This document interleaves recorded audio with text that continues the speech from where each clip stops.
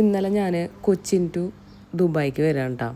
അപ്പോൾ നമുക്ക് ലഗേജ് 30 കിലോനും 7 കിലോനും പാടുള്ളൂ. പക്ഷേ ഇത് രണ്ടും കൂടുതലായിട്ടായിരിക്കുന്നുണ്ടായിരുന്നത്. അപ്പോൾ നമ്മൾ നാട്ടിൽ നിന്ന് വരുമ്പോൾ സാധാരണ ചക്കയും മാങ്ങയും പപ്പക്കായും നമുക്ക് കിട്ടാവുന്ന സാധനങ്ങളൊക്കെ നമ്മൾ കൊണ്ടുവരുമല്ലോ. അപ്പോൾ ഞാൻ ഇന്നലെ അതെല്ലാം എടുത്തു വെച്ചു.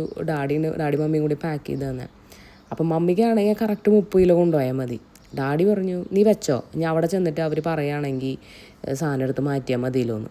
പക്ഷേ നമ്മളെല്ലാം പാക്കിങ്ങൊക്കെ കഴിഞ്ഞ് ബോർഡിങ്ങിന് നിന്നിട്ട് വെയിറ്റ് കൂടിയിട്ട് സാധനം എടുത്ത് മാറ്റണതും ആ തൂക്കത്തിൻ്റെ പൈസ അടപ്പിക്കുന്നതും അതൊക്കെ ഒരു ബുദ്ധിമുട്ടുള്ള കാര്യങ്ങളാണ് ശരിക്കും പറയുകയാണെങ്കിൽ.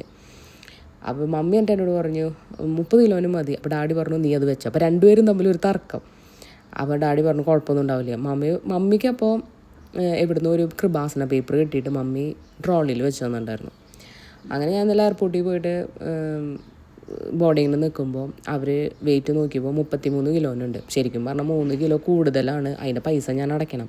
പക്ഷേ ആ ലേഡീൻ്റെ അടുത്ത് വെച്ച് വേറെ ബാഗേജ് ഉണ്ടോ ചോദിച്ചപ്പോൾ അവൻ ഇല്ല എന്ന് പറഞ്ഞു. പിന്നെ ക്യാബിൻ ബാഗാണെങ്കിൽ അവിടെ തൂക്കം നോക്കിയില്ല താനും. അപ്പോൾ ഇവരെനിക്ക് വേഗം ബോർഡിംഗ് പാസ് തന്നു. അവിടെ നിന്ന് വേഗം ഇമിഗ്രേഷൻ കഴിഞ്ഞു, വേഗം സ്ക്രീനിങ് കഴിഞ്ഞു. ഞാൻ എയർപോർട്ടിൽ ഇറങ്ങി ഒരു 10 മിനിറ്റ് കൊണ്ട് എൻ്റെ എല്ലാ പ്രൊസീജിയറും കഴിഞ്ഞ് ഞാൻ ലോഞ്ചിൽ പോയിരുന്നു ഫുഡ് കഴിക്കുക. അപ്പോൾ ഞാൻ ഇങ്ങനെ ആലോചിച്ചു, കൃപാസനം പേപ്പർ വെച്ചതുകൊണ്ടാണോ ഇത്ര പെട്ടെന്ന് നമ്മളുടെ കാര്യങ്ങളൊക്കെ ഫാസ്റ്റായി എന്ന് ഞാൻ ചിന്തിച്ചു.